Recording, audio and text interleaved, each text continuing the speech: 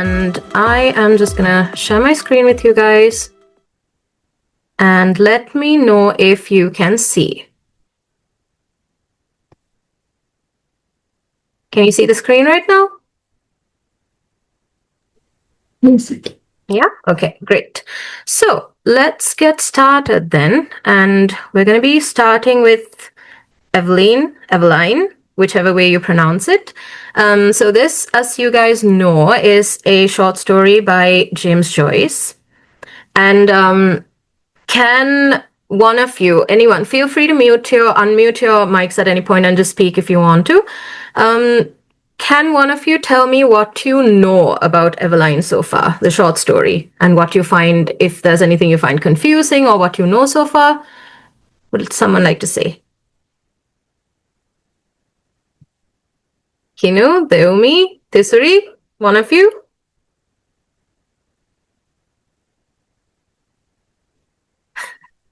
I think Kinuri will have to take the lead on this because I don't know the other two, so I'm going to be calling you out.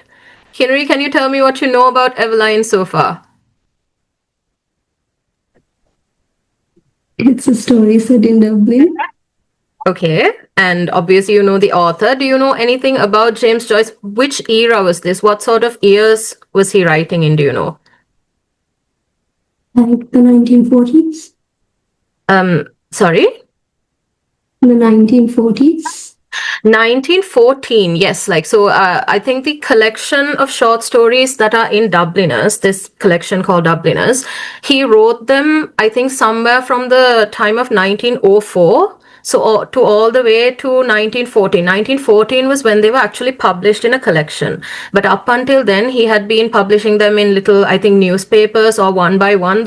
The short stories had been published in different places, but they were only collected in 1914. So the collection came about in 1914. But before that, I'm pretty sure Araby, Eveline, like a lot of these short stories, he had been working on them for almost a decade by that time, right? So I'm just going to get right into it. So let's move on to the first slide. Now, last time for Kino, I did the thing around your neck with Adichie.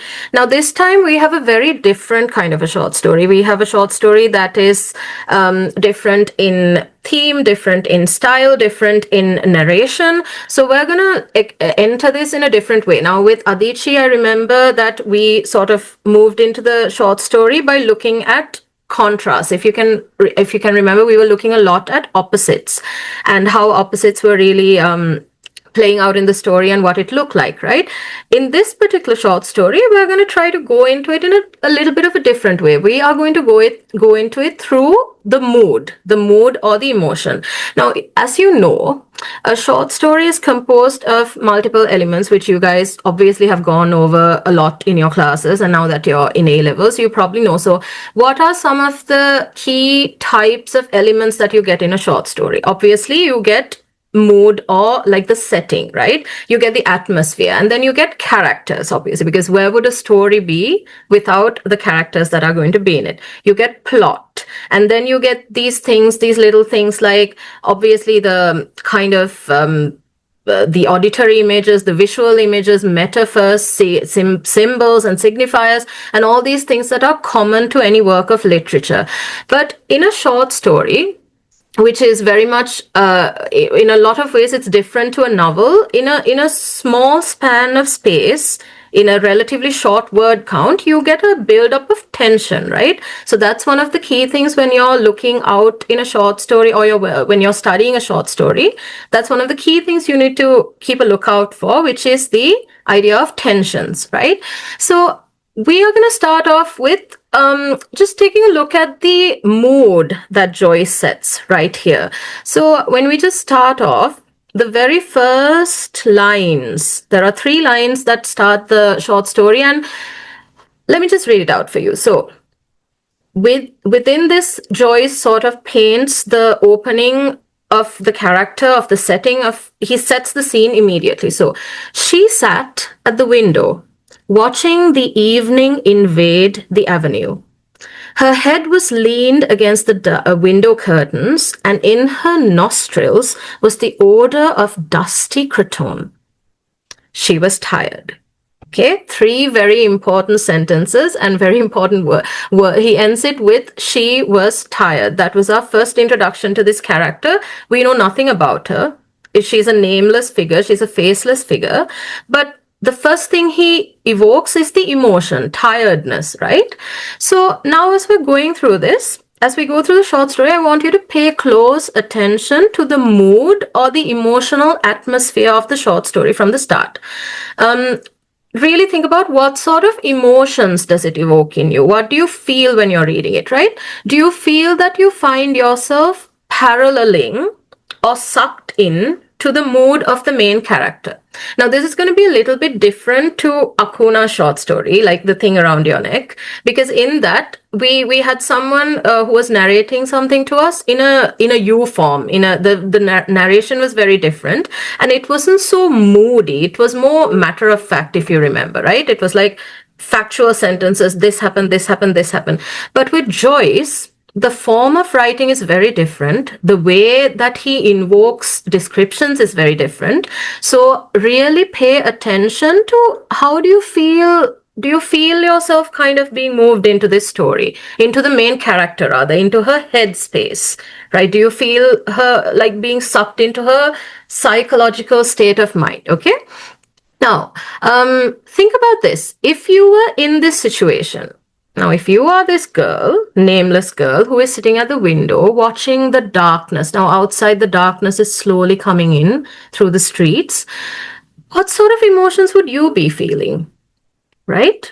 And while we're going through the short story, I want you to, at the back of your head, it's not going to be prominently, we're not going to talk about it, but at the back of your head, contrast it with Adichie in The Thing Around Your Neck as well, because it's really interesting. It's useful to think of these two short stories side by side, right? So before I move to the next slide, one of you, could you tell me just off the top tip of your tongue, like some emotions? What sort of emotions does the setting of Eveline invoke in you? Kinuri or anybody else? Oh, Home, okay, that's a good one. What else? What other emotions? What other feelings? guilt.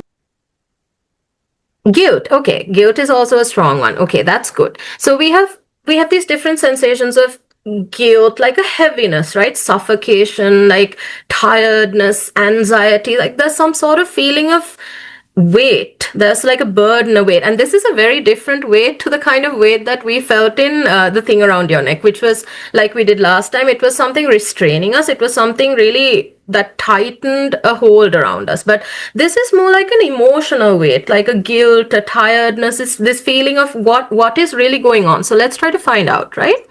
So I'm just gonna ask you guys. You should know this song. I hope you know this song. Are you guys familiar with the lyrics of this song? Do you know what this is? Yes. Okay, you should. I would be very disappointed if you don't. So this is Numb by Linkin Park. So I just put this here. So I want you guys to take a look at these lyrics of this as well. Okay, I'm just gonna off now. I've highlighted some of the words. Look at this. I'm tired of being what you want me to be, feeling so faithless, lost under the surface.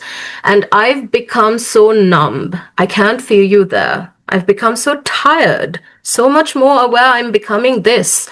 All I want to do is to be more like me and be less like you.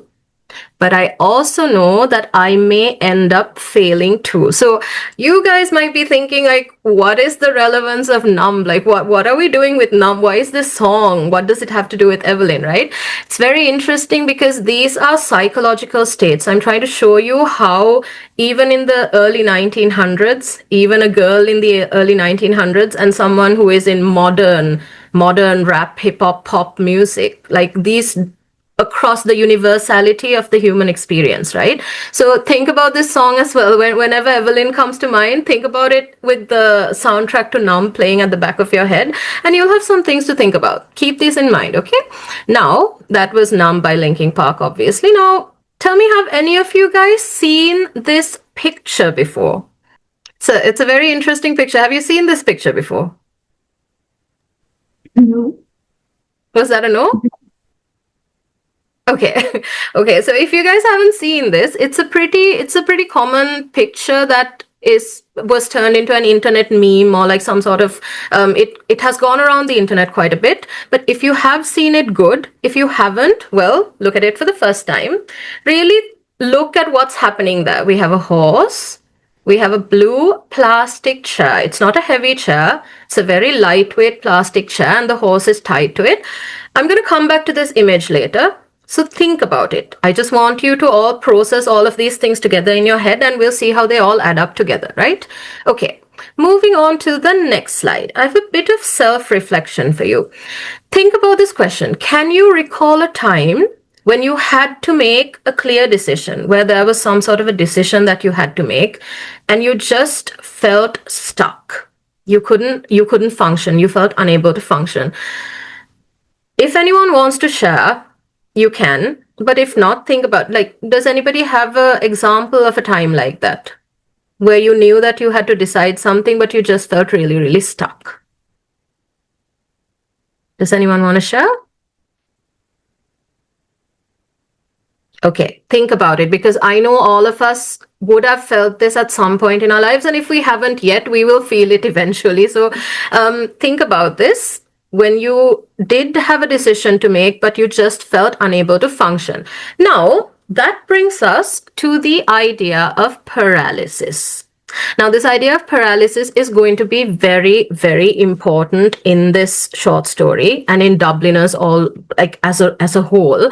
Okay, so now that I know that you come from a background of knowing it, I'm just going to put these questions out to you. What kind of paralysis can there be in life?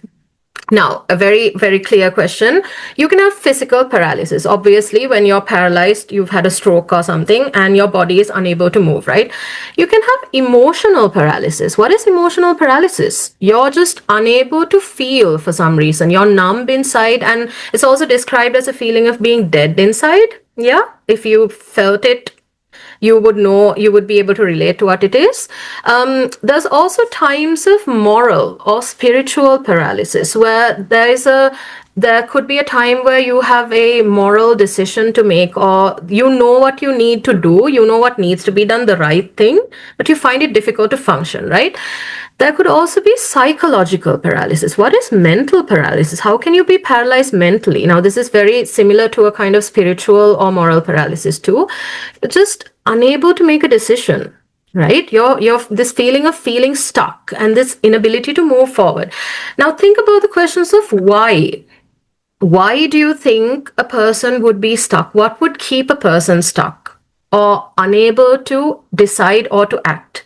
Again, questions that we need to revisit when we're thinking about this short story. So the reason I'm talking about this is Dubliners. As you know, if you have studied this in class, Dubliners is a collection where the key theme of paralysis is extremely important. Literally every short story in that collection builds upon this key theme of this idea of paralysis. Now, it's also interesting because from the title itself, obviously it's Dubliners, so it's set in that setting of the city.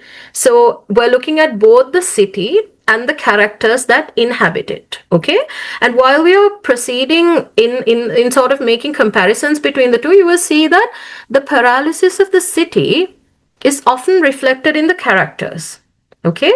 And the paralysis of the characters, their moral paralysis or spiritual or psychological or whatever the paralysis they have, is reflected in the setting of the city, in Dublin itself. So there's this idea of stagnation as opposed to the idea of change.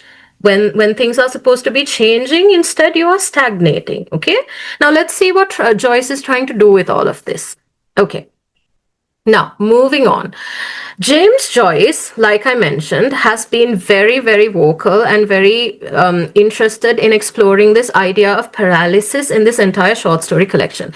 Now, have you seen this paragraph of James Joyce speaking about Dubliners itself? I'm going to get somebody to read this out, so I'm just going to call out her name randomly. Can we have Deumi, because I haven't heard Deumi speak. Deumi, could you read this out for us, please, this paragraph? My intention was to write a chapter of the moral history of my country, and I chose Dublin for the scene because that scene seems to me the center of paralysis. I have tried to present it to the indifferent public under four of its aspects: childhood, adolescence, maturity, and public life.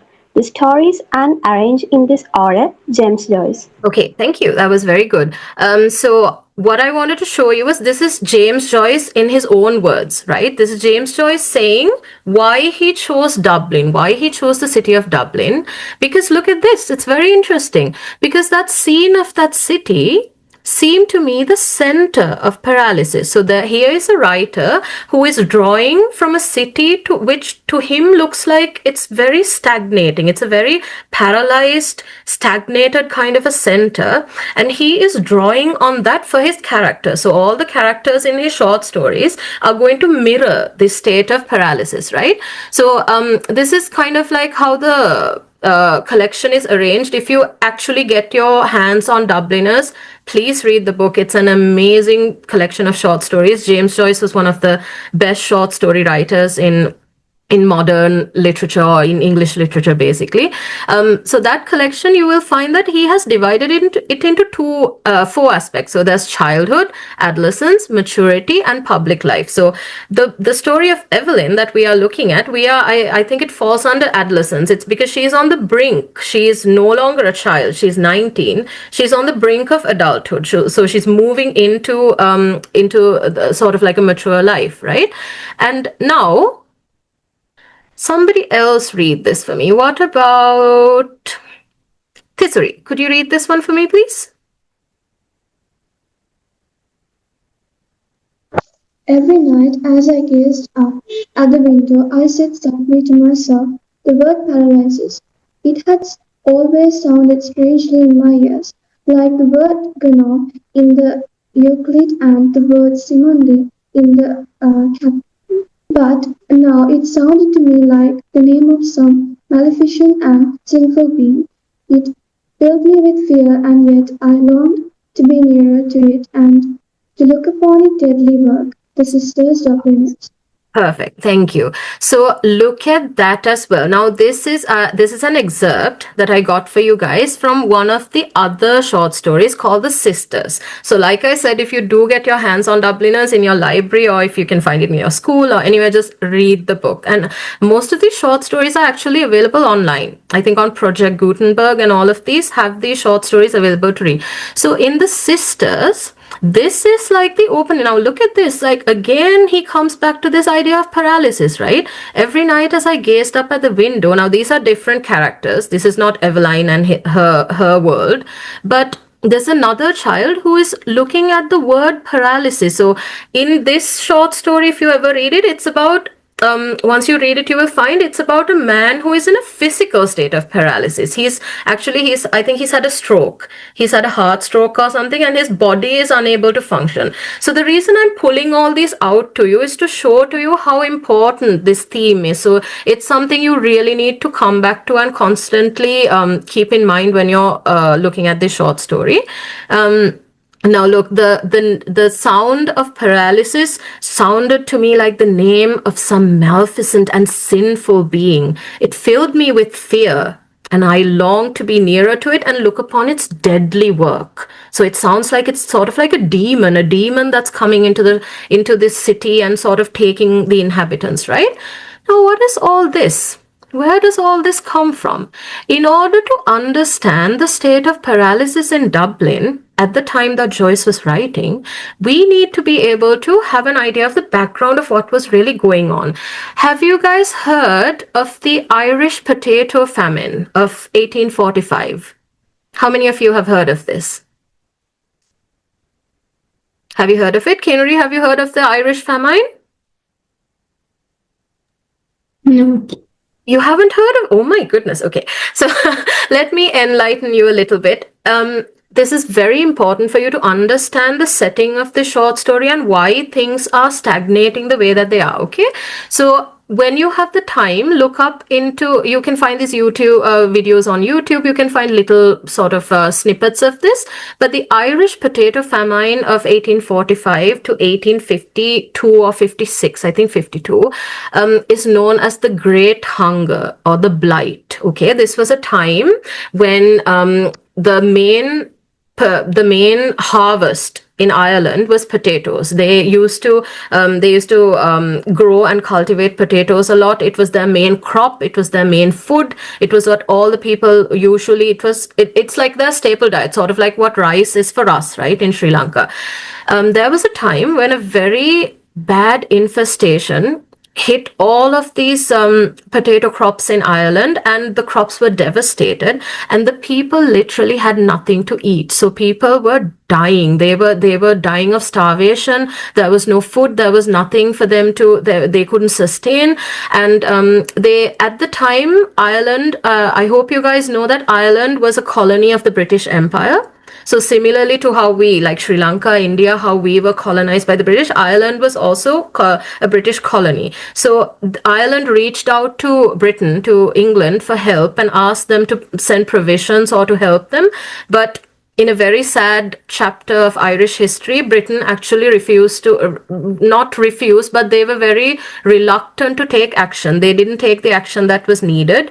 They sort of thought that the Irish were exaggerating the situation and they didn't do what was necessary. And a lot of Irish people either they died of starvation, or there was mass immigration. A lot of Irish migrated. They migrated to America, they migrated to other countries. Whoever could get away, got away. Okay, so that is the setting in which we are coming to this short story. So by the time that Joyce was writing, now this potato famine happened in the 1850s. By the time Joyce was writing, all these poor people who had starved and who had lost their livelihoods and who hadn't been able to recover their economies, Irish economy was in a very destitute situation, right?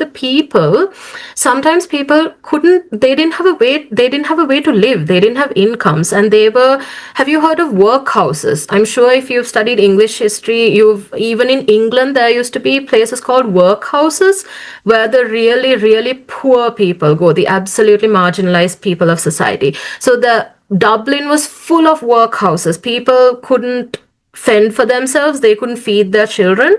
So everyone was in workhouses, and the streets were really destitute. And there was I just pulled out this snippet. This is from an actual site. It's called the Little Museum Collection. So the tenement life in 1900s Ireland was 100 years ago. Dublin was smaller than Belfast, which is one of the cities of Ireland. Most people were poorly housed, poorly paid, and chronically unemployed. And the city had the highest infant mortality rate in Europe. So children were dying left and right. Okay. And if you can see that there's these tenement houses. So in these stories, you will get a lot of these brown houses that Joyce is writing about, right, in Dubliners. So in the census of 1911, we learned that there are 15 houses on one street. And in these 15 houses, there were 835 people. Just imagine, try to imagine the sense of overcrowding, the sense of sort of overpopulation and the poverty, right? And in one house alone, there were over 100 inhabitants. So read a little bit of these. Read up on these backstories of the short story when you're going through it and studying, right? Let's move on. So I'm just going to put this up on the screen. I'm not going to go too much deep into this. These are some of the openings in the rest of Dubliners' short stories. So as you're reading through these, make a note of the heavy, stagnant atmosphere, the feeling of stuckness, okay? A sense of nowhere to go, people being stuck and having nowhere to go, and an idea of a frozen setting, like everything's frozen in time. Because all of these are going to reflect the overarching main theme of paralysis in Joyce's short story collection. So these are all depictions of Dublin, the main city, which is our setting in Dubliners. And this is how these are different ways that Joyce writes about it. These are in different short stories, right? This is from Araby. If you ever get a chance to read it, this was beautiful. This short story was there in our syllabus when we were studying literature. If you can read it, read this. This is The Sisters and Two Gallons. So look at these. The grey warm evening, the streets shuttered, swarmed with gaily crowd, illumined pearls, and the warm grey evening air, okay? Just putting it out there for you guys, because it's always nicer to get a bigger idea of the context of the time and the setting that your author is writing about, right?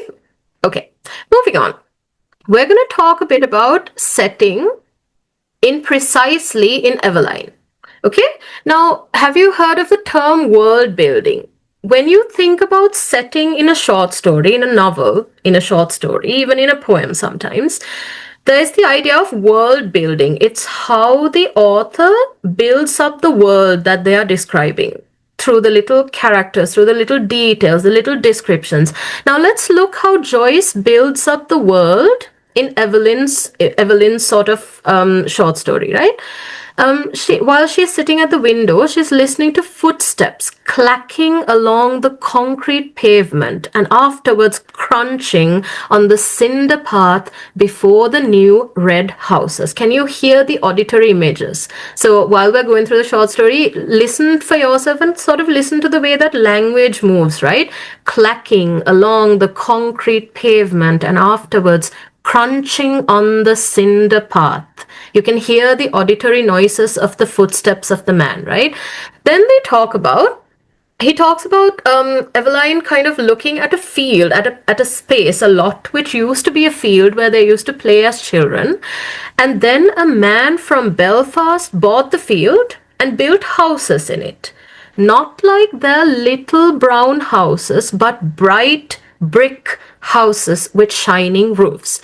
Can somebody tell me what this indicates? When you hear this image, when you read this, what is this indicative of? This is it's Joyce is trying to show in this world how change is happening, right? Modernization. Things are not the same as they used to be. So while Eveline was growing up, there used to be little brown houses all throughout. Now the field where they used to play has been flattened out, and it's entirely built with bright brick houses with shining roofs. So things are renewing themselves. There's change happening around her, right? And then immediately in that paragraph, there's a reference to her father. Her father used to hunt them. This is a very strange word to use about the interaction between a father and his children, right? Hunting. It brings to mind this idea of animals, like it's almost like he's hunting little animals and violence, right? So in the those paragraphs itself, there is a strange connection with the father and violence happening. But her father was not so bad then. When he says her father was not so bad then, what does this signify? It kind of signifies that the father is really bad now, right? If he wasn't so bad at that point, it sounds like he's pretty bad now. So in Eveline, you can see in this short story, there's constant like contrasts, or sort of like placing together juxtaposition of past and present. There's always past. How were things in the past? How are things in the present? What has changed from the past to the present, right? So you can see that a long time ago, that was a long time ago. Now almost everybody that she played with in that field, or people that she used to know in her past, are all grown up or dead. Now this is very interesting, right? Now Eveline seems to be the only person who is remaining at the center of this universe, while the rest of this universe is kind of falling apart. It's changing. The field is having new houses growing up, being built on it. People have grown up. Her friends have all grown up and moved away or disappeared, and a lot of people have died. Now, this itself is an indicator of the times of this era, of the time he was writing it. People seem to be dying really young. Eveline is just 19 years old, and her friend Tizzy Dunn is already dead. Her mother is dead. Okay? Now she was going to go away like the others. She was going to leave her home. Now, this idea of home, like one of you pointed out, is really, really important here. But she is also going to go away. So now we are slowly moving into the key tension of the short story, or the plot. Where is this going? There's a girl called Eveline. She's tired. She doesn't seem to be super happy. She has a not very happy family life. But now she's going to go away. Where is she going to go? Is she going to I don't know what other ways she can go. Is she going to migrate? Is she going to get married? Is she going to find a new job? What is she going to do? So we're keeping an eye out for that, right? Now, there are 2 minutes left. If the meeting ends, I would like you guys to rejoin using the same link. So just telling you in advance. Now let's move on to the next slide. Now, this brings us to the very interesting idea of home. What is home? I want you guys to think, is home a place? What would you guys think of as home? Is home a place? If you think home is a place, what do you think it should be like?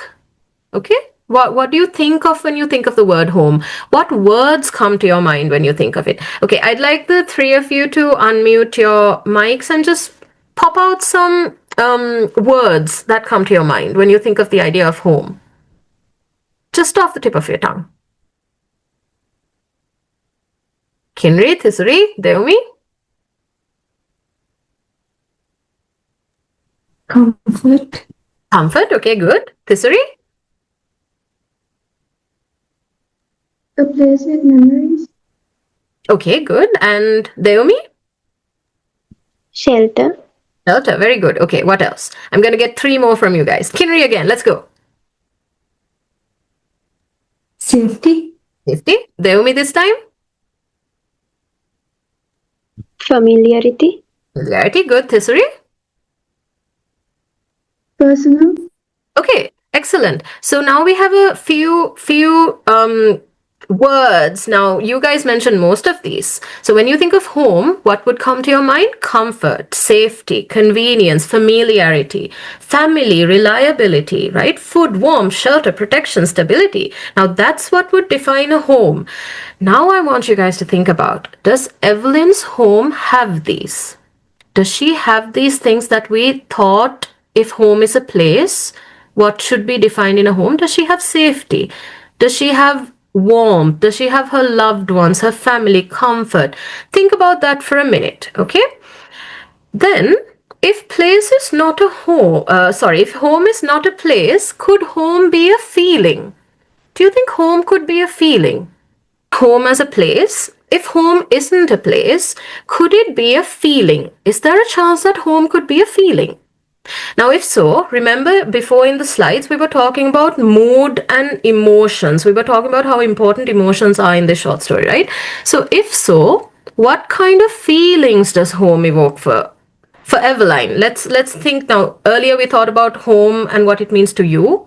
Now, in this short story, let's think about what feelings does home evoke for Eveline and for us as readers by the descriptions given in the short story. Now we're going to do another rapid fire set of off the tip of your tongue. Just tell me, what does home feel like for Evelyn, do you think? Let's have Kino start. Longing. Okay. What about Thisari? Entrapment. Okay. Methali? Burden. Burden. Okay, that's good. Who else is there? Let's see. Deomi? Uncomfortable. Uncomfortable. Okay. So you guys are coming up with a lot of good feelings that Evelyn kind of like actually Joyce makes us feel that Evelyn is feeling, right? So let's take a look at what those could be. What sort of things would turn up? Do you think any of these feelings, can you relate to these feelings as coming up in the short story? So for Evelyn, when she thinks about home, the key feelings that sort of seem to come up are nostalgia. Nostalgia is a very big part of her feeling of home. Burden, uncertainty, that very important word, paralysis, okay? Stress. There's fear. Why is there fear? There's fear of her father's violence. The instability. Sometimes he doesn't give her money to buy the groceries. She has 2 little ones that she's supposed to take care of, right? There's a feeling of guilt. There's insecurity. So now really think about these different feelings that evoke in the short story in the context of home. And then that brings you to the next question. What kind of a home is this? What kind of home is Eveline really hanging on to? Is she hanging on to an actual physical or like a feeling of good, comfortable homeliness? Or is this more of a nostalgic, like a guilty, like a fearful or guilt ridden feeling of a home, right? Think about that as well as we move on. Okay, now we're going to go to quite an interesting part about the characters in this short story. That if you really look at, if you separate the characters and you look at them, you will find this interesting idea that death versus life is a very, sorry, let me just move back. Death versus life is a very important kind of a contrast between the characters, right? So if you separate the characters into two and you really look at them that way, you'll find that half of the characters are either dead, they have gone in one way or the other, they are not physically present. They're either dead, they're gone, or they have left, and the other half of the characters are alive. So it's really interesting to look at these two different types of characters side by side. So who are the characters that we come across who are dead? We find the mother, she's died. Ernest, the elder brother, the oldest brother, I think, he's also we know that he's dead. Tizzy Dunn, one of her friends. Harry, is he dead? Who is Harry? Do you guys remember? Harry is the older brother of Eveline, but younger than Ernest. Harry is not dead, but we find that Harry has managed to get away. He's working somewhere else. He's no longer stuck in this stagnating place of Dublin or wherever it is. He has moved on to a different job and he's not there. Then the Waters have moved back to England. They are no longer here. Who's this priest? When you're going back to the short story, read it and you will remember there's a photograph of a priest in their home. And this priest used to be a childhood friend of their father's. And when she inquires about the priest, I think the father says, oh, he's moved to Australia or something. So the priest has also gone. So a lot of these characters have gone or left in some way. And the ones who are remaining in Dublin, who are alive, who are they? Eveline is there. But I want you to think about this question. Is Eveline truly alive? Do you feel a sense of aliveness from her? Is there something about her that's also dead, that is emotionally or something psychologically dead about her, right? So there's Frank, who is the sailor, who is obviously a very alive and very hearty character. There's the father. There's Miss Gavin, and there are her brother and sister who she's supposed to look after, okay? Now, go again, like I told you in Adichi's short story as well, go back to the short story with all these things in your head, analyze these characters, look at them side by side, right? Then I need you to think about this idea. What is really holding her back? What is stopping Eveline from leaving? Okay? Is it longing? Is it nostalgia? Is it some sort of attachment for the dead? Right? Is it attachment to a dead bunch of people? Attachment to a dead life? Are there promises to the dead? What about this promise that she made to her mother? That's an interesting aspect of the short story too. Is it promises to the dead or is it an obligation to the living? Does she feel that she has duties and responsibilities to do for other people? Or could it be fear of change and fear of the death of her old life? So as we're going through the short story again, really think about this idea of change, because change is a key theme. As opposed to paralysis that we were talking about, change is happening all around. What kind of changes are happening, right? So think about that too. Now, we move on to the elements of the short story. Now, since you guys know of the elements of any short story, let's think about narrative form. So in Adichi's The Thing Around Your Neck, which was again a short story that dealt with a woman in a sort of restrained situation where she didn't have freedom or liberation and she was trying to break free. That was narration that was very clearly in second person. It used the you form and it was pulling you in. This is in third person limited. So it's in third person, but it's limited to the perspective of Eveline. We mostly see things through Eveline's perspective, what she thinks, what she believes, what she is sort of going through. And it uses this idea of free indirect speech. Take a look at this. If you haven't heard of this before, just read up on it, Google it up a little bit. It's also known as a technique. It's a bit I would say it's a bit complicated, but Joyce does use it in this, right? So, what are the techniques that we come across in the short story? So, one very important thing is clearly the constant flashbacks between past and pull you back to the present. So it's always you go back to the past and you're pulled back to the present. It's back forth, back forth, back forth. So when a short story writer employs this as a technique, what do you think he's trying to do? What is the aim? This sort of contrasting flashbacks of past and present, it creates tension. That is the key point of using that back and forth, right? So the idea of tension is very important in the short story. That brings us to the question, what is the key tension in the short story? What do you feel is this key tension? As readers, how are we invested? How are we invested in Eveline? It's in this question, right? Will she escape? Is Eveline going to get away? Will she manage to do it? What's going to happen? Well, so that's the key tension that Joyce is building up on the short story. So this idea of a climax. Okay, why doesn't somebody read this out to me? Let's have Thisuri read this out to me. What is a climax in a short story? Climax, the pivotal moment that decides the outcome of the story's central struggle, often leading to a resolution. The climax provides the ultimate payoff, where the main character succeeds or fails, creating a satisfying narrative conclusion. Okay, that's great. So that is what is defined by a climax. And as we all know, if a climax is the pivotal moment that decides the outcome of the story's central struggle. So we need to look at these words. What is the central struggle of this story? Obviously, the central struggle in Eveline, is about this tension of this girl who is stuck and stagnating in a situation, and she really, really wants to make a change. She wants to take a step to make a difference, but for some reason she's stuck and we can't figure out why she's stuck, right? So the whole point of tension, it's supposed to build up. Tension builds up and builds up until it reaches this point of climax in a short story where the outcome of the story is decided.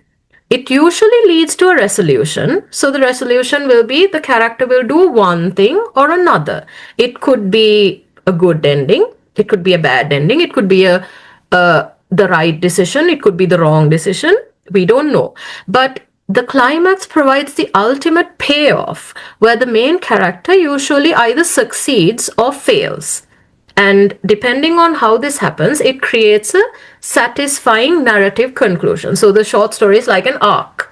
It builds up, it starts slow, builds up, the tension builds up, it climaxes, and then it sort of resolves. It goes down, and then you feel good after the end of it. You're like, okay, something happened here. I read a story, it made sense. Okay, let's see if this is what you actually feel with Eveline's story, though.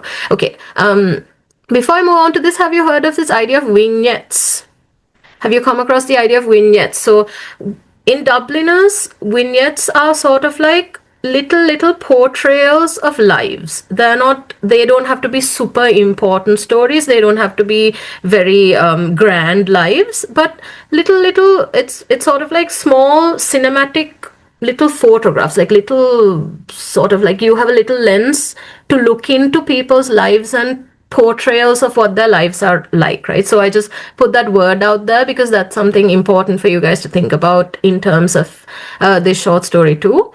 So moving to Eveline's character, would you say that Eveline is an emotional person or a practical person? Okay. What do all of you say? Let's see, what would Methuli think? Is Eveline emotional or practical, do you think? I think she's emotional. Okay. You think she's emotional? Do you want to explain that to me? Why do you think she's emotional? In what ways? What I mean by that is like if she's practical after saying that she's going through all of the things that she says she's going through, all the bad things, then still she doesn't choose to go away and choose like she doesn't make a correct decision because she's overwhelmed by her emotions. Okay, that's good. That's a good way of looking at it. So this is why I want you guys to talk. Like when you talk, we get more and more points that we can discuss. That's good. Towards the end of the short story, let's say that she emerges as emotional because she gives into emotions and changes her decision based on that. But while you're reading the short story, try to look at her decisions for choosing to be with Frank, right? All of those, if you really look at it in that light, you will find that there's not a lot of ideas of falling in love or like I'm swept away by Frank. Oh my God, like this, I have this idea of romance. He's going to take me and marry me, and I'm going to have this lovely romance. She seems to have a very bleak, like a dry and practical vision of this romance that is happening, right? So when you're looking back at the short story, you will find that she refers to Frank as he will save me, he will take me away. When I go with him, like these are not the exact words, but I'm just paraphrasing.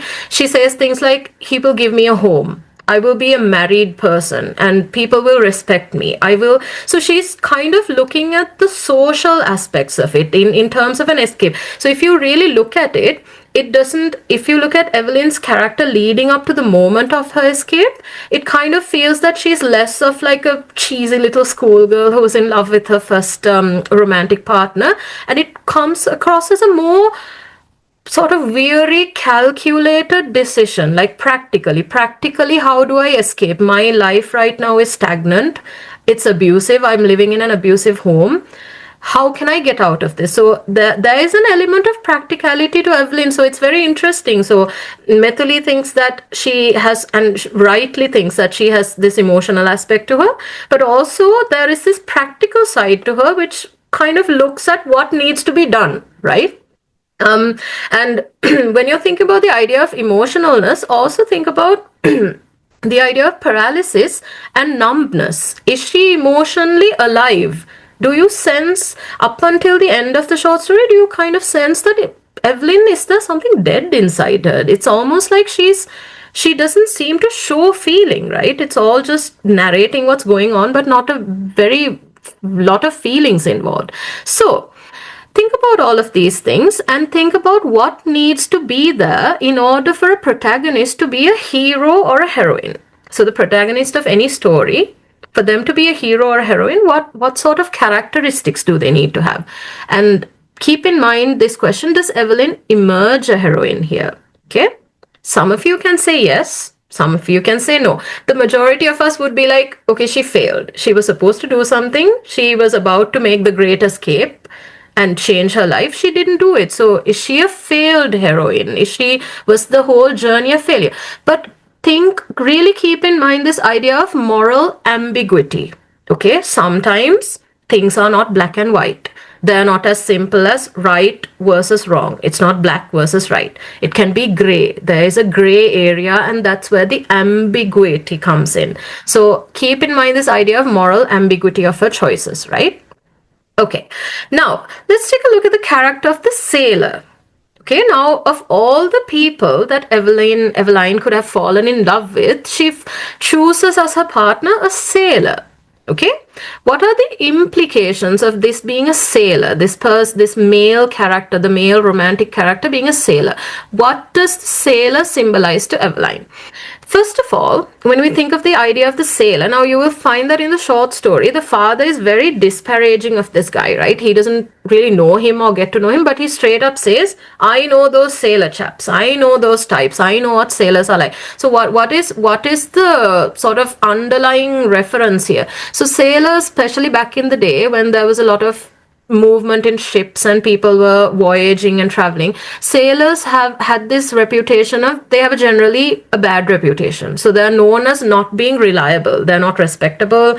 They're usually associated with a lot of drinking, gambling, singing songs, and philandering. What is philandering? Philandering is essentially womanizing. So sleeping around, like going from woman to woman. So these are the things that the idea of a sailor is traditionally sort of associated with. But look at the contrast. Look at the contrast of this sailor in Eveline's story, right? He comes across as kind, manly, open-hearted. This is Eveline's description of him. But he also, you can see that he is constant. he is reliable. He seems to have picked Eveline. He wants to give her a better life, and he has decided to go away with her, and he is doing everything to help or make that happen. And when she's the one pulling away, so supposedly the female who is the one, she is the one pulling away, while the supposedly unrespectable or not reliable sailor is the one who is trying to stick to his word. He said that he would take her away, and he's trying to. So kind of look at the contrast in these characters. Why are they portrayed this way? Why a sailor? Why particularly this kind of a character, right? So this idea of the sailor is super important also in terms of what does the sailor symbolize to Eveline. Now, a sailor, out of all the occupations, now, for example, she could have fallen in love with, I don't know, a blacksmith. She could have fallen in love with somebody who works in a grocery store, or like a potato farmer. Why a sailor? That idea of movement, right? A sailor is someone who has the freedom to move between countries, move between places. That idea of Eveline, by contrast, is extremely static. She is a person who she is in one place. She was born there, she grew up there, she stays there, she doesn't move, she's just there. And everything around her is changing. Remember the first slides that we were talking about? The world is changing around her. So much is changing. There are new houses being built. People are dying, people are leaving, people are moving on. She is static. And in this sense, this idea of the sailor is very symbolic. So think about that as well. Where did that go? Okay, back again. Now we're thinking about the character foils. Now, do any of you know what a character foil is?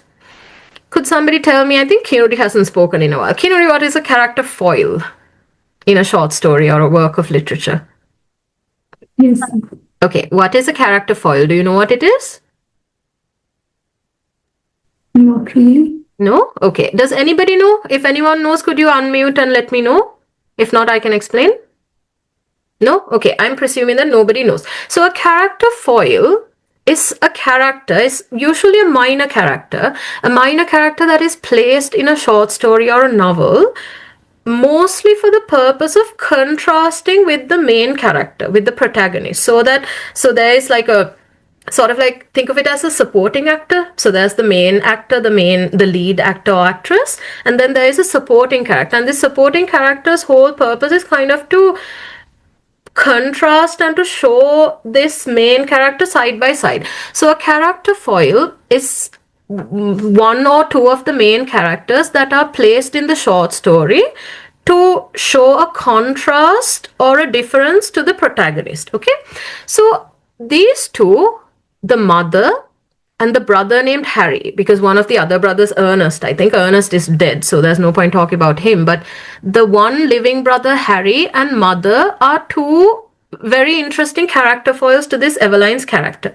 Why are they character foils? If you really think about it, the mother represents one of the paths that Eveline could take, right? She is the person who sacrificed everything for her family. Now this line is really important. Look at this. Towards the end, when the mother is dying, she starts screaming out these strange words in Gaelic, right? And Eveline thinks hers was a life of commonplace sacrifices closing in final craziness. Okay, so she lived her entire life, sacrificed for everybody, did what was needed, did everything for the family, and now she's dying, and she's sort of deteriorating into insanity, is what the short story kind of says, right? So the mother is a character foil to Eveline because she shows what Eveline could become, what path, what is sort of like the pathway that would happen to Eveline if she stays. What about Harry? Harry, now it's interesting here to think about these questions. Who manages to escape? Who doesn't? How does gender feature into this? Is it easy for a woman to escape? Is it easy for a man to escape? Is there a gender imbalance, right? Also, what happens to the people who escape? Most of the people who escape manage to live. Now we're talking about remember we were talking about the characters who die and the characters who live. It's very interesting that escape kind of almost to a great extent, escape equals life. If you manage to escape, you manage to be a character who lives. But if you don't escape, Who are the characters who die? The mother dies young. Tizzy Dunn dies young.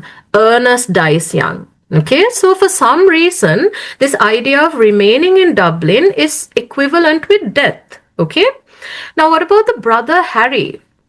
Harry is one of the people who manages to escape. He gets away from this whole suffocating city and this family dynamic. And I think she mentions that he sends money back home a little bit, but he is one of the people who manages to escape. So again, very minor characters. Harry is even more of a minor character than the mother, but very interesting in terms of this idea of character foils. Okay. So what do we know about James Joyce's style? What do you guys know about James Joyce's style? If I just toss this out there, would you say that James Joyce is a realist or a modernist? I'm throwing that out for you guys. Deumi, what do you think? Would you say he's a realist or a modernist? Realist. Okay. What would Tisuri say? Realist. Okay, you also say realist. Methuli, Kinuri, what do you guys think? Is James Joyce more of a realist or a modernist? Okay, I will tell you, the reason I'm bringing this up is in Dubliners, in the short story collection Dubliners, James Joyce uses a realist style that he inherited. Okay, by that time, all the prominent writers, almost everybody was writing with realism as the main literary tradition.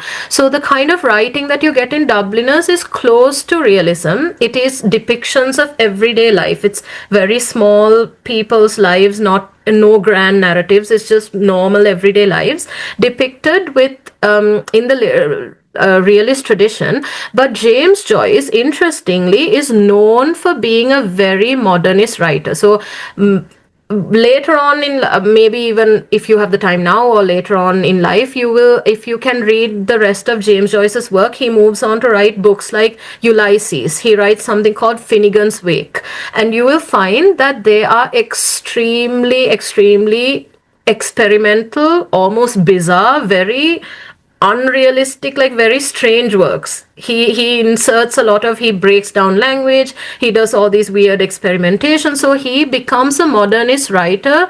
He's mostly known for being a modernist writer, right? But interestingly, Dubliners, which is one of his earlier short story collections, is very intense realism. Okay, so you will find, and I think James Joyce's style is often called hyperrealism. Sometimes people call it as hyperrealism. So in this short story collection, realism is pretty strong, and also the psychological focus. He really gets you inside the minds of his characters, which is what I was trying to ask you earlier as well, when we were thinking about the emotion and the mood of the character.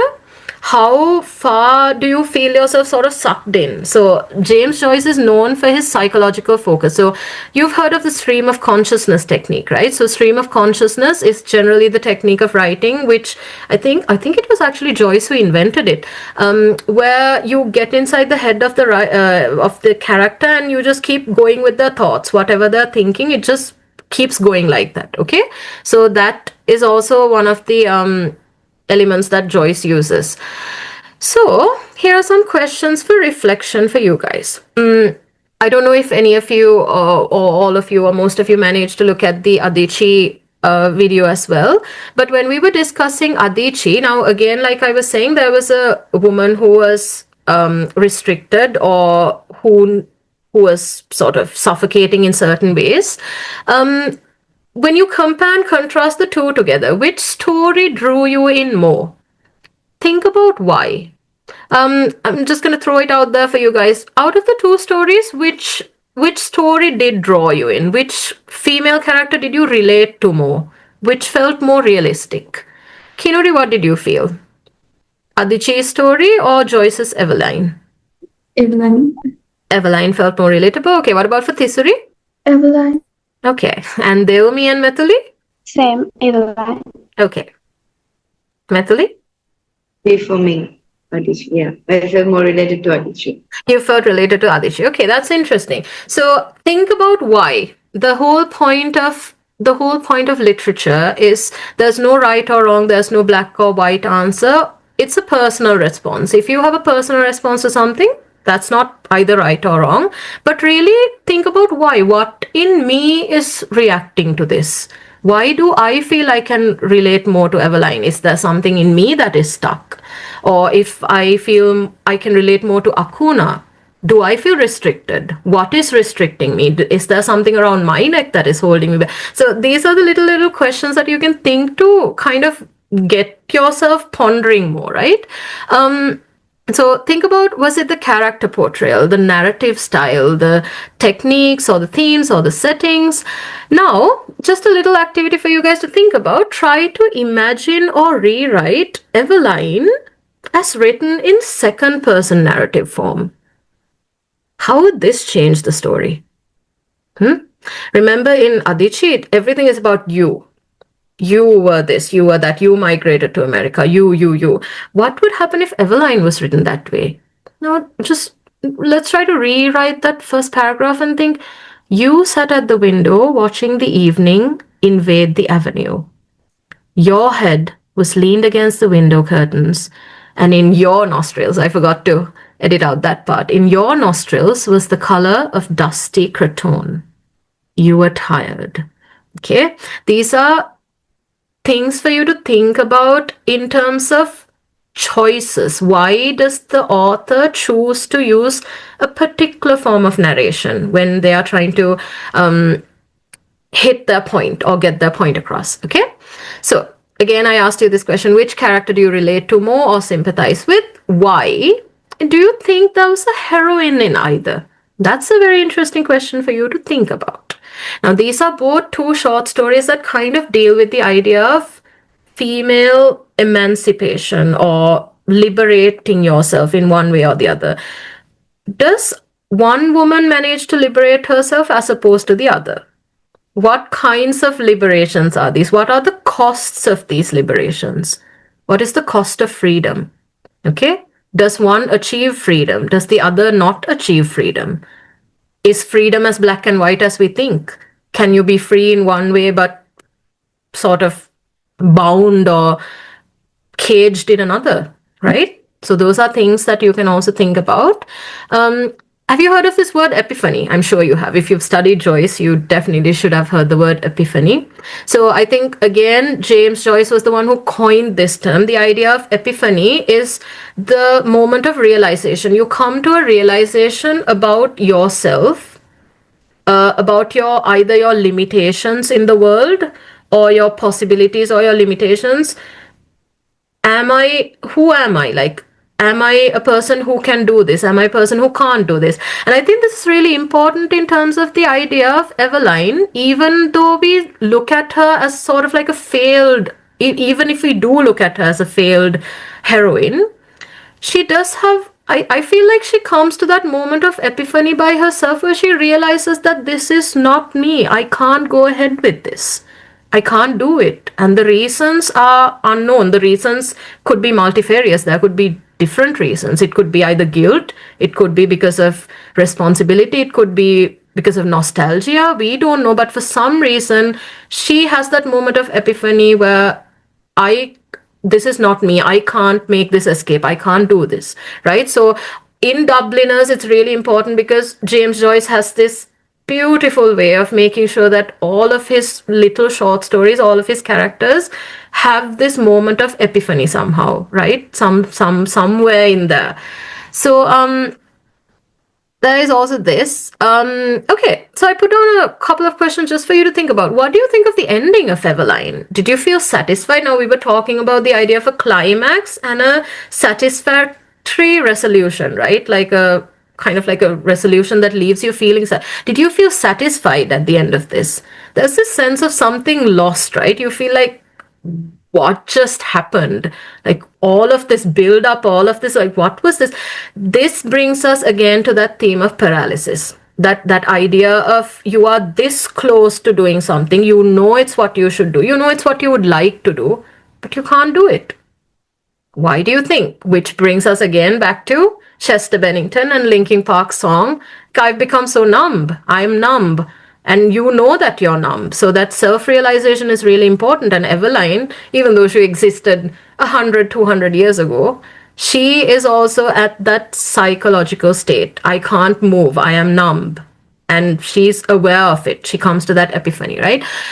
When you have some free time, just think about if you were Eveline, what would you have done differently? How would your story have ended? Do you think you would have done what sort of different choices would you have made? Would you have left with the sailor? How would your story have ended? Would you have had a blooming, happy life with the sailor? Would you have traversed around the globe and visited multiple countries? Or would you have gotten sucked into a different kind of a trap? Would you have been pulled into the role of a wife and a mother and be stuck in a different place in Buenos Aires where you don't know the language, you don't know the people, there's no sense of familiarity? Is it a different? So I'm not saying that it was either a right decision or a wrong decision. I'm saying it's a very gray, morally ambiguous area, right? She also, remember that she had promises that she had made. She had responsibilities that she had kind of promised her mother to do. So this is the beauty of Joyce. He creates these very gray characters. It's not black or white. It's extremely complicated. It looks simple on the outset, but very complicated in reality when you delve into it, right? So I have a little quote by James Joyce here, which I thought was important in terms of Dubliners and his general writing of the world. He says that in the particular is contained the universal. What does that mean? So he likes to look at little particular details. He really likes to pull off tiny little lives, little people on the streets, ordinary characters. And he says that in every one of these moments is the universality of it. It's the universal human experience, right? Similar to how we listen to Numb and something in us reacts to that song. We don't even know that we're numb. We're not even sure why we're numb, but something about that song sort of touches us, right? So what is that universality? What is that feeling? Okay, now I bring you back to the image that we started off with. Now we had that image of a horse tied to a plastic chair. And some of you said you hadn't seen that image before, and some of you might have. Now you can see what was the context of it supposed to be. So the idea is that the horse is tied to a very flimsy, a very lightweight plastic chair that he could easily pull off if he wanted, right? All he has to do is just one jerk of his head and the chair would go flying. Okay, he has the capability to move. He can run away. He can gallop. But look at him. He's absolutely convinced that he's stuck. He thinks that he's paralyzed. He thinks he can't move because he does the. So what this picture is essentially trying to tell you is this: sometimes the chains that prevent us from being free are actually mental chains, not the physical ones, right? So similarly to this idea of this horse and this chair, you can choose to pull this chair if you wanted. You could just try. You could give it a nudge, just, shake your head and see what happens. But he is so convinced that he is stuck, that this is how he's going to be. And he stays this way for hours. Like, that's literally the meaning of the image. So that was the presentation that I had ready for you guys. I hope it cleared out certain things and answered anything that you had. Do you have more doubts? I do have the short story opened. If you want, we can go through the short story and I can pinpoint a bit of like little aspects of it for you if you like. But I feel that this was comprehensive enough. What do you feel? Was this clear? Are there any more doubts that you have? Do you have questions? The floor is yours now. You can tell me. Okay. It was clear? Okay. Do you have questions? What else do you need clarified? I have a question. Yes. How is like Italian context related to this? The Italian context. Yeah. Okay. So there is yes, I think are you referring to that point where the mother is dying and there's some sort of music and the father says these damned Italians are here again or something like that? Okay. Methuli, were you talking about the point where the father refers to the Italians? Yeah. Yeah. Okay. So it's a relatively minor detail, I would say, but it's sort of a reference to, because at the time apparently there was a lot of pushback and a lot of annoyance around about from people around the world, because Italians were mass emigrating. So the Italians were everywhere. I think they were maybe in Ireland as well. They were in America. There was a lot of kind of like, I don't know if you guys know a lot about the global context these days, but there is a lot of pushback these days that Indian immigration is kind of out of control.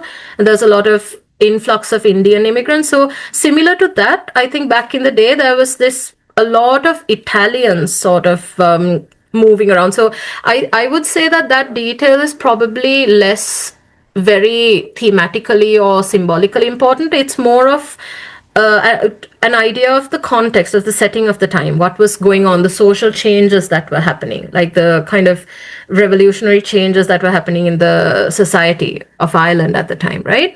Ooh, but that brings me to an important point. Let me just. Do you guys remember this part? Let me just share my screen for 1 minute to show you something. Because since we're doing this, I think this might be important as well. Do you guys remember? Oh, so before we get there, when you're reading Eveline one more time, now that you've had this discussion, go back to the short story. Think about these little symbolisms of these things, right? When Joyce is saying the evening invades the avenue, like in the very first paragraph itself, that's something that he says, very first line actually. You can get that sense of it's important symbolically. This is kind of visual symbolism and imagery in the short story.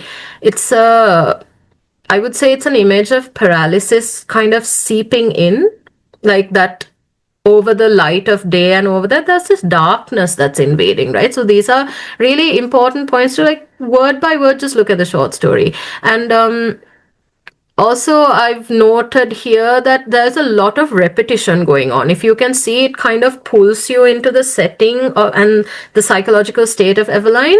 Look at the number of times the word house and father are repeated. Houses, houses, house, houses, father, father, father. It's all about like pulling you into that idea of home, right?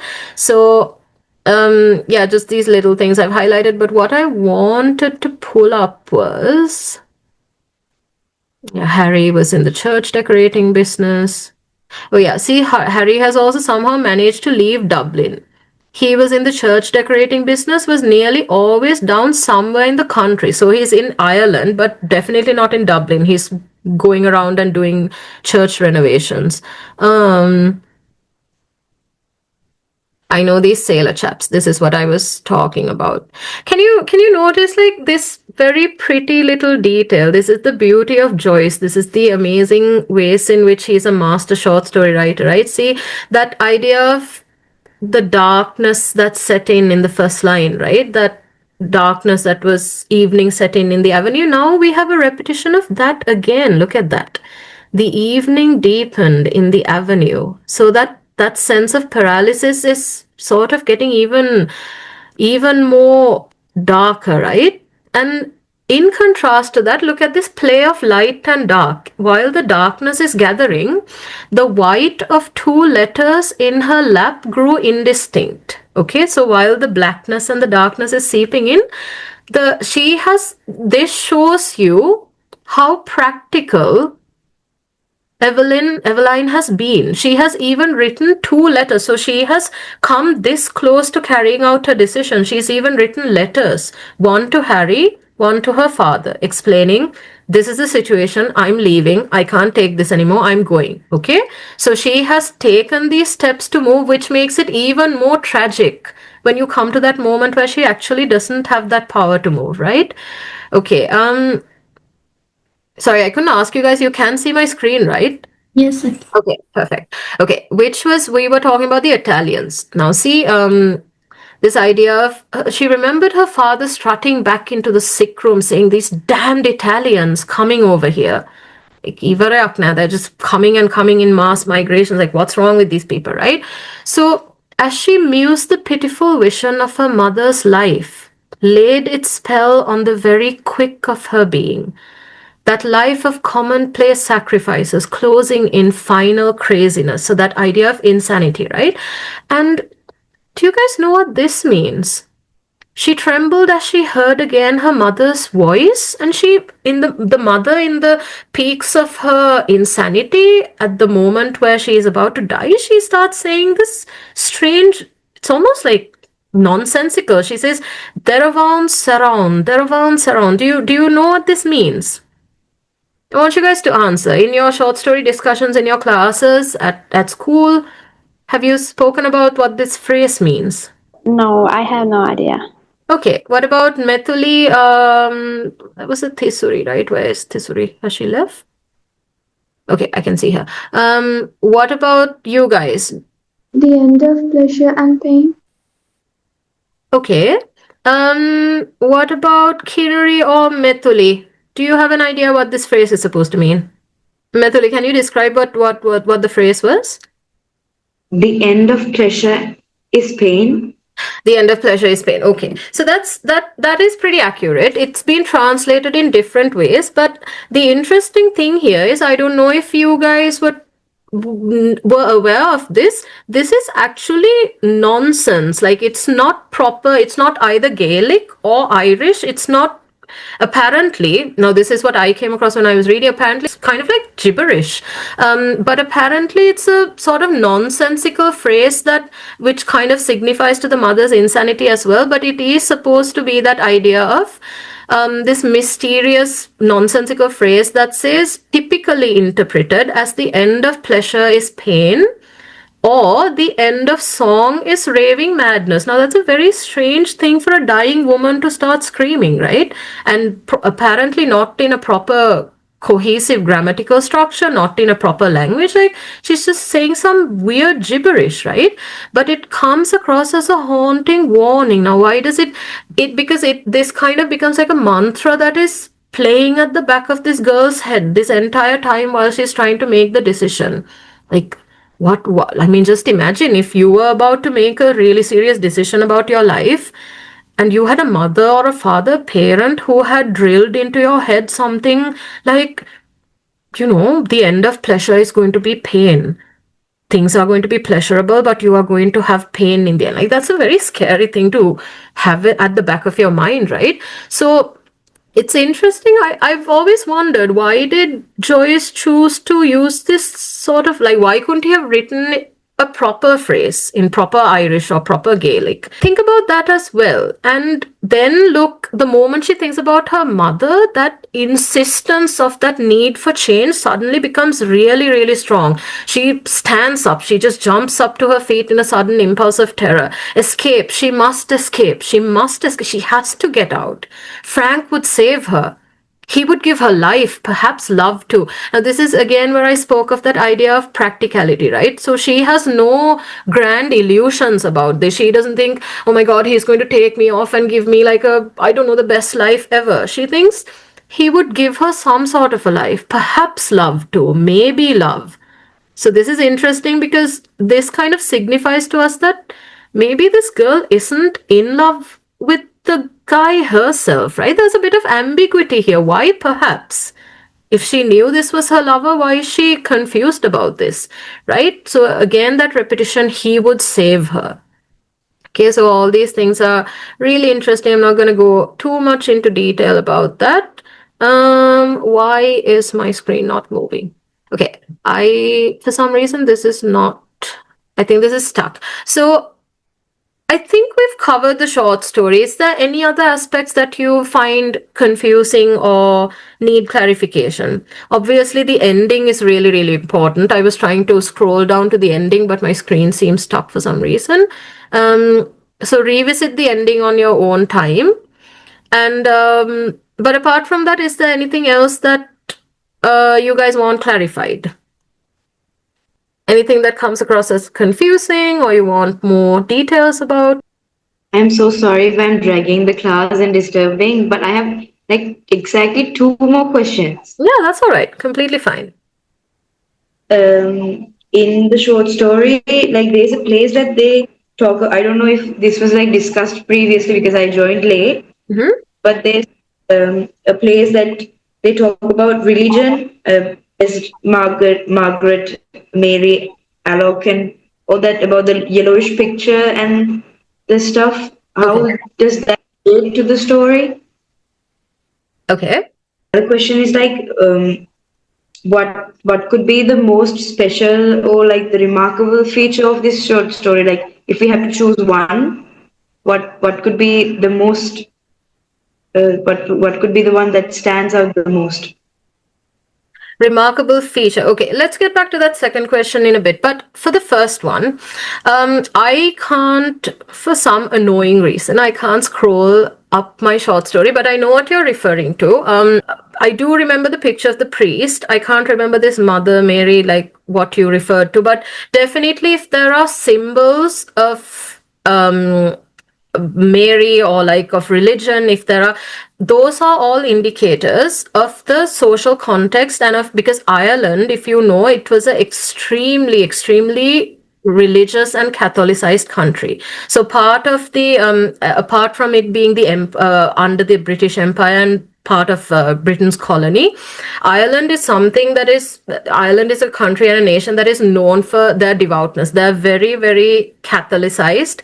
They're very, and this is just a side note, but it's bringing to my mind, if you guys have heard of, obviously you know Peaky Blinders, right? You must know Peaky Blinders. So if you've been watching Peaky Blinders and if you know Cillian Murphy, he was in this brilliant movie. If you ever get your hands on it, watch it. It's called Small Things Like These, and it's an adaptation of Claire Keegan's novel. And try to watch that story. It will give you a very good idea of the Catholicized, the extremely oppressed religious atmosphere in Ireland at the time. So in Irish literature, it's a part of Ireland that is basically, you can't separate it. If it's Irish, it's Catholicism. Religion is like a part of it. So if there are intense symbols of religion, those would generally be, I'm assuming, I would want to go back and see if I can find those spots, but annoyingly this is stuck. But definitely it would be a reference to the religious context of the time, because in Dubliners, we were talking about the other short stories in Dubliners. If you ever manage to read the other short stories, you will find that religious symbols feature prominently. They're always coming up. Like the characters, they always, there's this one short story called Araby, and in that it's everything, like even sexual imagery is tied into religious motives. So the religious motive is really important. So I think if in Eveline as well, if there are strong, sort of religious symbols scattered here and there, it could be for two reasons. One is predominantly the context of the time in Ireland, where religion is so important to the people and the cultural consciousness. And the other aspect is the idea of religion as a hold on the person, as crippling them. That could also be an important one. Like when you're about to make a decision, say that you want to liberate yourself and do something selfish, there's that idea of religion kind of pulling you back and being like, no, this is duty, this is responsibility, this is what you're supposed to do. That idea of, you know, honda naraka, like kalayutude, no kalayutude, that idea of a religious, like sort of imposition on your mentality, right? So that could be that. Now, the second question, when you say what is the most important element, what are you thinking about, Mithuli? Are you thinking in terms of a technique that should be in a short story, or are you thinking, because that's a very, I would say that's a very subjective question. It's subjective to each of you. What all of you take out of the short story as the most important could be different. But what do you mean exactly when you say that? Maybe a technique. Like most people, when this question is asked, they would say stream of consciousness or the way of Joyce's writing style, something like that. But it doesn't make sense, like when you just say it's this, but you don't know like how you describe it is different, right? Like how you get the idea from it. Okay, so like I said, I think that's a very subjective question, and I think definitely I have spoken about this before as well, like when we were doing the previous short story. In literature, you can justify anything. There's no right answer, there's no wrong answer. What is important to you in a work might not be important to the other person. What speaks to you might be different to the other. But since you mentioned stream of consciousness, this is my subjective opinion. I personally wouldn't feel that stream of consciousness is super prominent, super important in this. For me, I would say that this idea of paralysis is what is most important in this short story, because we spoke of paralysis in different aspects of Dubliners before, in the different short stories, but I think this is this is one of the key short stories where this theme and this idea of paralysis is so beautifully brought out, so complicatedly brought out. It's not clear, it's not black or white. Sometimes you can't even place why you're paralyzed. You can't place the reason behind these things, right? Towards the ending, I think, when there was the description, there's this very poignant moment where Frank, the supposed philanderer and cheating and sort of like gallivanting sailor who is not reliable, he is the steadfast force, and he is holding his hand out to this girl, saying, "Come, come, Evie, Evie." He's calling her in this sort of nickname that he has for her.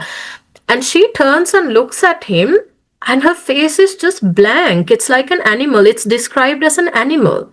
And that is so interesting to me, because why? Why is she in this much of a paralyzed state that she doesn't even recognize him anymore? Towards the ending of the short story, you can see that she says that she looks at him like he's a stranger. She can't recognize him.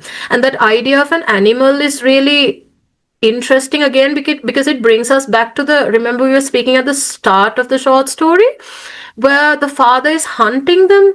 That idea of the children being like, and why is a father hunting? Like, that's a very strange word choice for a father who's coming to sort of check where the kids are and bring them home or something. Why is he hunting them with some blackthorn stick or something? So that idea of violence and the paralysis it creates, right? So again, subjective, but subjective opinion for me, I would say that thematically, this notion of paralysis is what comes across to me as the most important aspect of the short story. But I would like all of you to give your opinions, actually, because part of this whole process of literature is coming up with your feelings, coming up with your terms. It doesn't have to be right or wrong. Just tell me, like, what strikes you the most? Like, Methuli, since you asked the question, what do you feel is most important about this? For me, I think it's like the indecisiveness I see in her. Okay. Like I cannot understand why like after all that, why she cannot take a decision. Like if she wants to stay or if she wants to go, she at the end she doesn't even take the decision to stay. She just gets like stuck there. Mm-hmm. Mm-hmm. That's good. So that's things for you to think about. Like, why is she stuck? Why? Like, that's the key question that Joyce wants us to answer. And there are no clear-cut answers. It's you can come up with your own interpretations, but there is not going to be a black and white answer. Why is this person so stuck? And how does this reflect the broader stuckness of a nation? How does this reflect the stagnation of the city, of Dublin, of the people, the characters as a whole, right? So that indecisiveness is really strong, and it's good that you picked up on it. So it's really great that that speaks to you. So Thisuri, what would you say is the most, what strikes you the most as the most important in this short story? For you personally as a reader. The psychological realism. Okay, psychological. She's like a relatable character for us. Relatable character. Okay, relatable. Okay, that's really great. So yeah, so the idea that this is 1900s we're talking about, over 120 years ago. So a character that lived 120 years ago and was in a stagnated Dublin town after years of potato famine and poverty and misery. How is that character relatable to us? Do you see the beauty of Joyce's universality? How emotions that were valid then are still valid now. Okay, so that's a really good point. What about Kinuri? What comes across as most important to you? What did you relate to or feel strongly about in the short story? The absolute impossibility to choose a proper decision. Okay, again, that idea of indecisiveness, paralysis, stuckness, that feeling of I just can't move and I don't know why. I don't know what is wrong with me. Something about me is frozen, right? Okay, good. And finally, Devmi. The writer points out common dominant themes and issues in the contemporary society. Okay, what sort of common themes, and explain that a bit more? Individual tragedy. Individual tragedy. Okay, that's also a really good point. So that is something that's very interesting in terms of Joyce, because this is something Joyce does repeatedly in his works. It's about taking very small lives, very small, seemingly insignificant lives, and showing us how big of a world they actually contain, how much emotions, how crucial decisions, the private tragedies of people. Now one day, if you guys get around to actually reading James Joyce's Ulysses, you will find that that is a character of a very mediocre man called Leopold Bloom, who is just like an advertising agent or something, and he has a very mediocre life. His wife is cheating on him, and he just goes up and down to work every day. But that beauty of that life, like it's such a little life, but he sort of elevates it to the grand epic Ulysses. Now, if you would know Ulysses, Aeneid, like these are all like epics in literature that are supposed to be about the hero's journey. So Joyce really likes to show how little people living their little lives can be heroes or failed heroes or heroines of their little personal tragedies, right? Individual lives and tragedies. So I think you guys have touched upon quite a good part of it yourself. So I'm glad, and it looks like the short story has given a personal response to each of you in your own way. So now when you're writing about this for your exams or when you're for A levels, it doesn't you don't have to aim all of these things at A levels. Just try to absorb the story, try to understand the literature for yourself, and then when you're writing the answers, always try to pull it into subjectivity from what you've learned, from the theory that you know, from the background context, from the historical settings, what you know about the author. Try to pull all these things in and provide a personal response. And the more personal your response is, the better your answer will be. So that was really good. So I'm glad you guys had that discussion. I feel like it went really well. Any final questions, or shall we wrap up now? Because we've been at it. I think we were in good time. Yeah. Any final questions, anyone? Okay, so let's wrap this up now. I hope this was helpful. But have a good evening then. I know it must be late for you guys as well. So I hope this was helpful. Okay, shall we? Very helpful. Thank you. Okay, you're welcome. Shall we end? Oh, you're welcome. No worries at all. Okay. All right. Bye, guys. Have a good night then. Thank you. Okay, bye-bye.